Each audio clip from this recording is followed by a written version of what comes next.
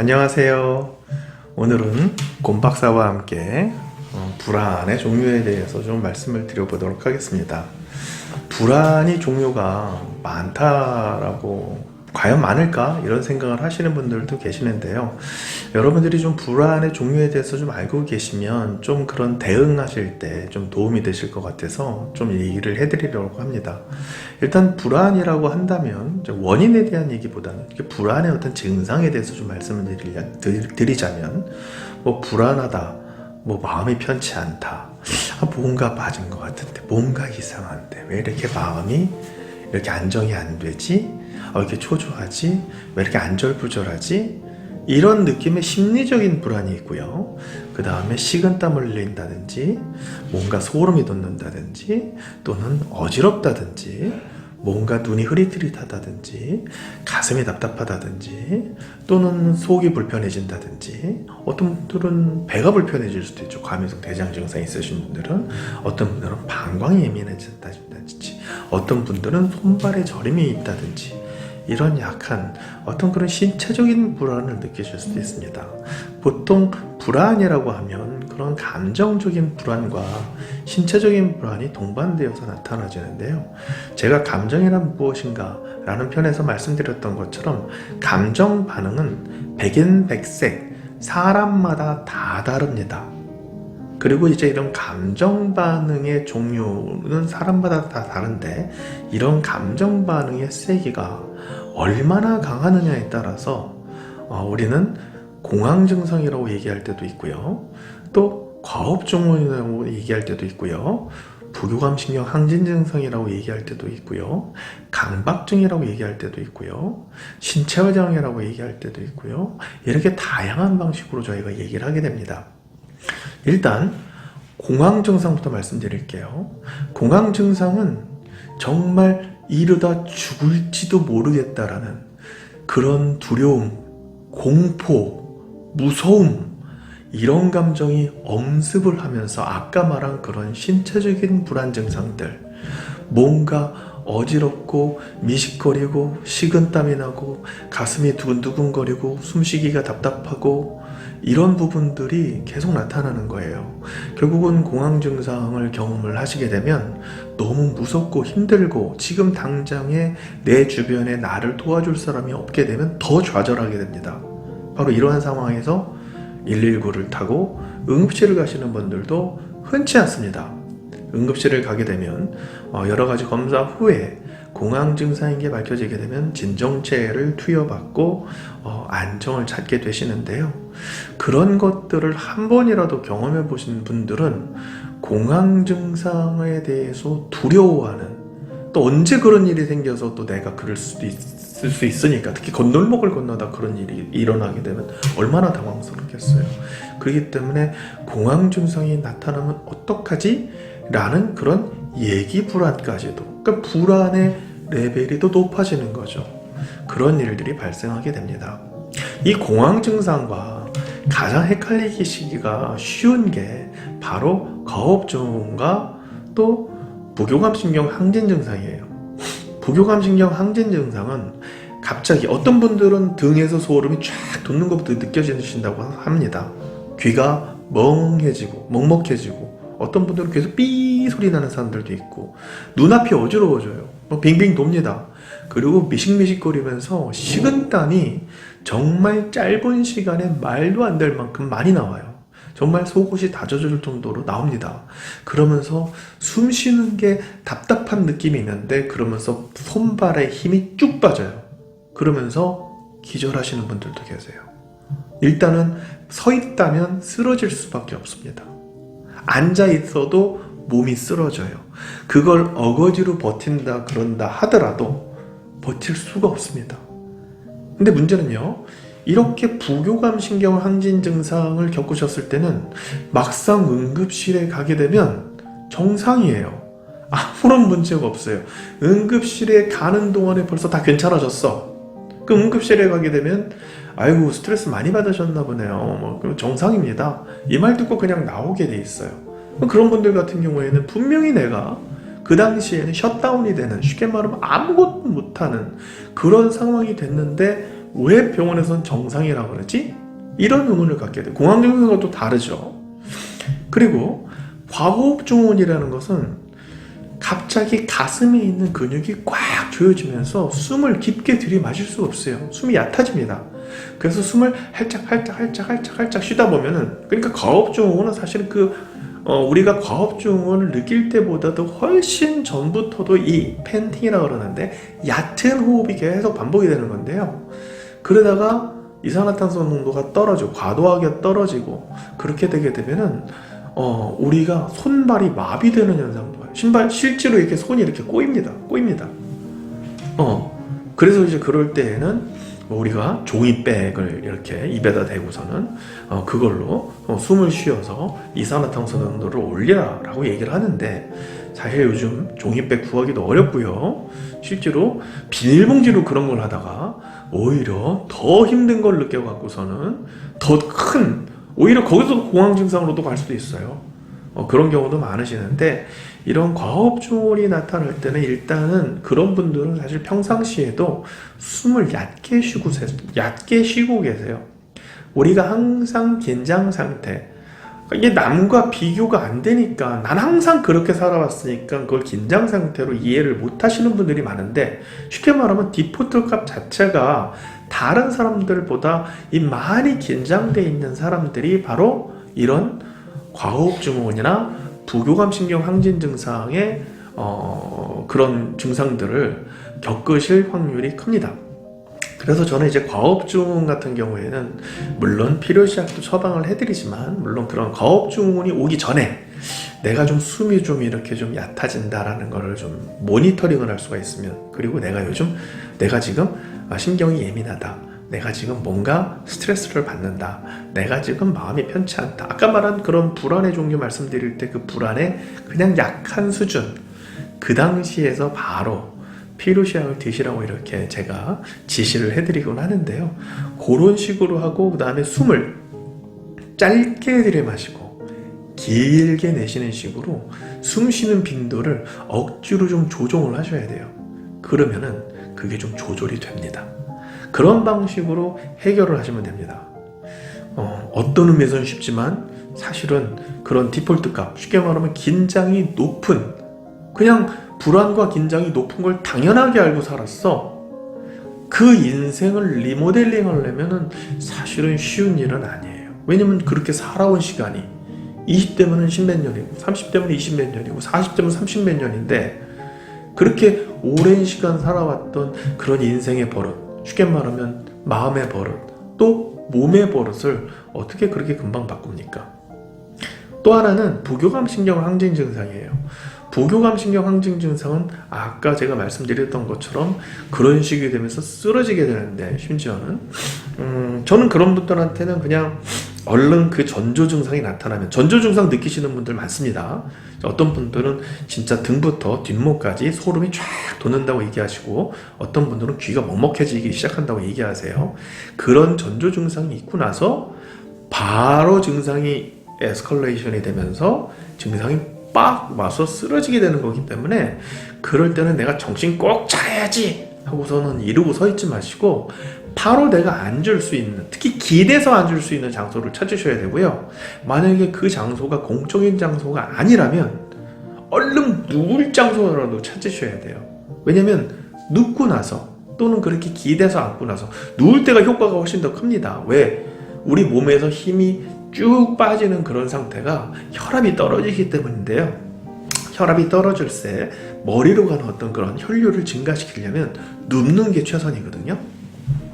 눕기만 하면 마치 그 열대지방의 스콜처럼 그런 증상들이 한번 싹 긁고 가겠지만, 사실은 빠르면 몇 분 내로, 길어도 10분 이내로 괜찮아집니다.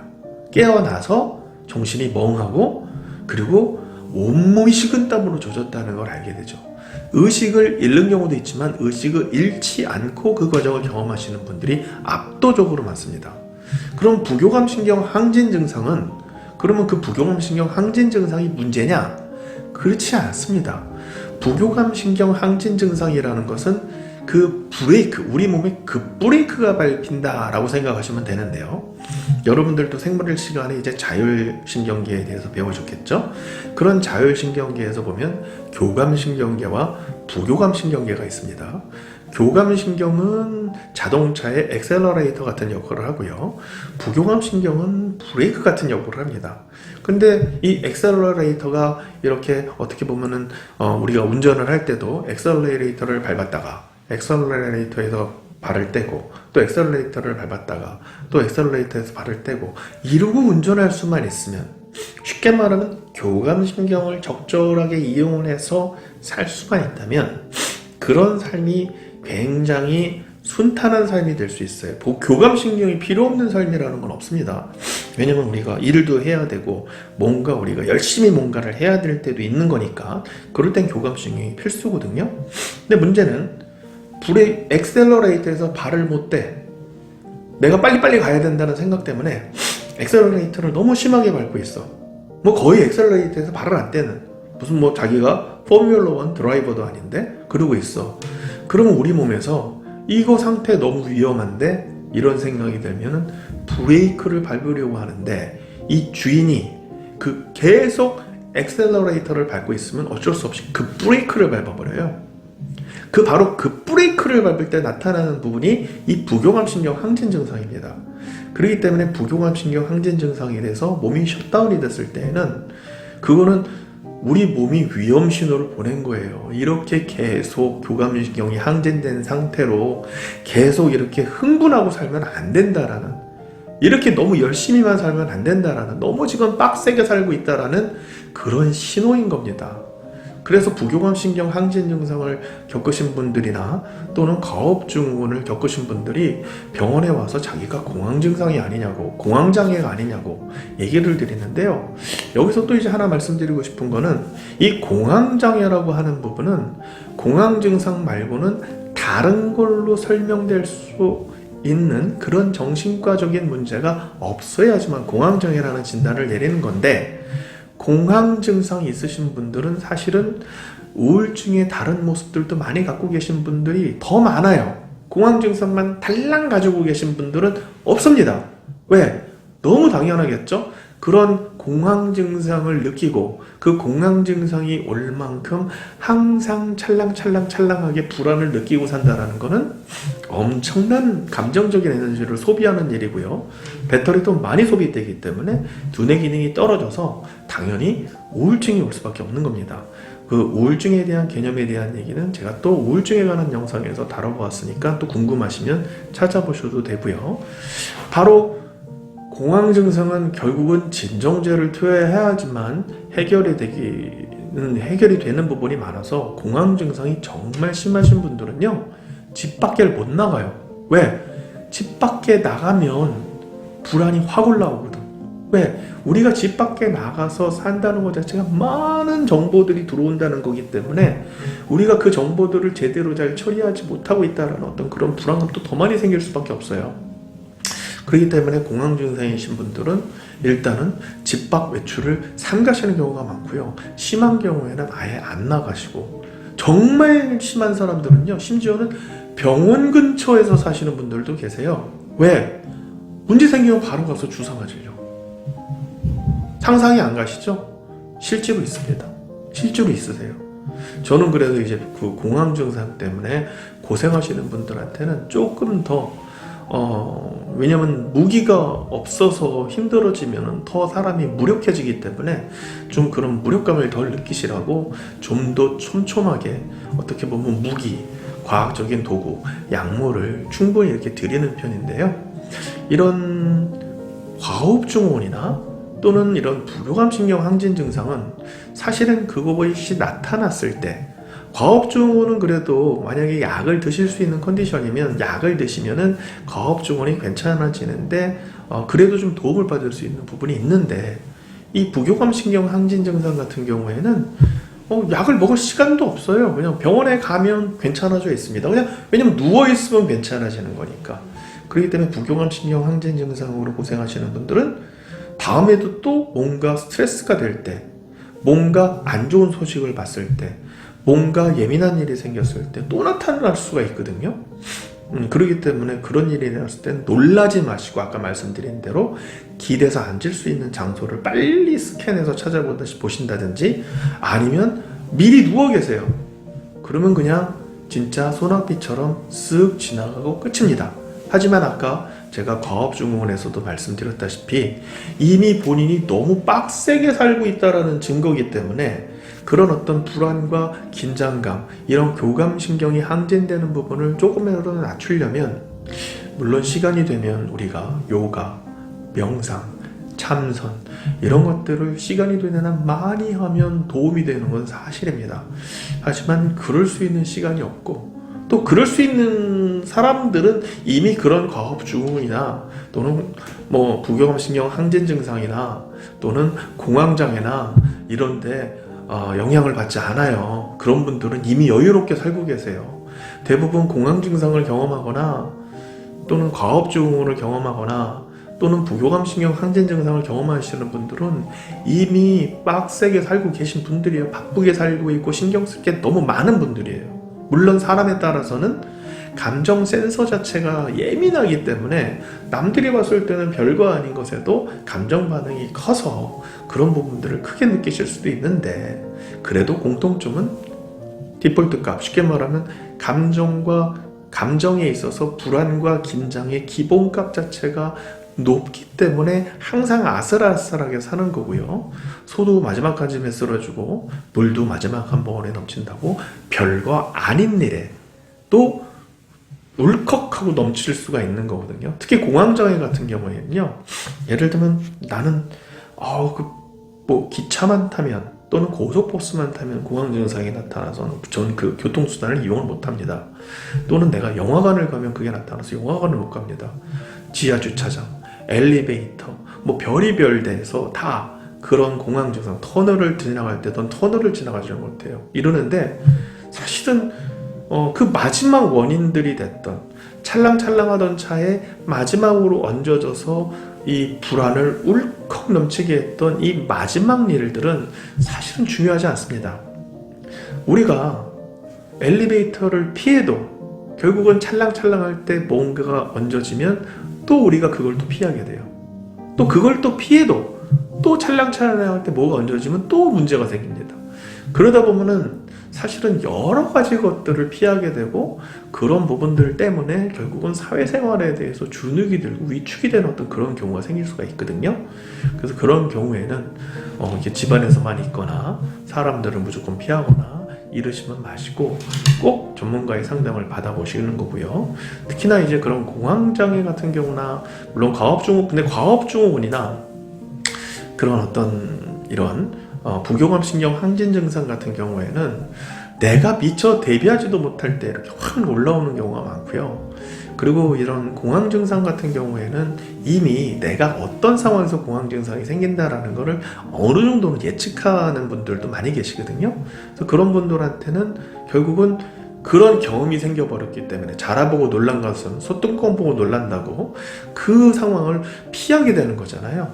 그래서 그때 저는 항상 이런 약을 이용을 해서 그런 상황에 내가 나가게 될 땐 미리 감정, 쉽게 말하면 이 찰랑찰랑하던 불안을 낮추고 한번 시도해 보시라는 그런 조언도 드립니다. 그러면 이제 어떤 이 사건에 대한 이 상황에 대한 감정 경험이 점점 달라지게 될 거고 그러면 이 상황에 대해서 내가 공포스러운 반응을 하는 부분들도 괜찮아질 수가 있거든요.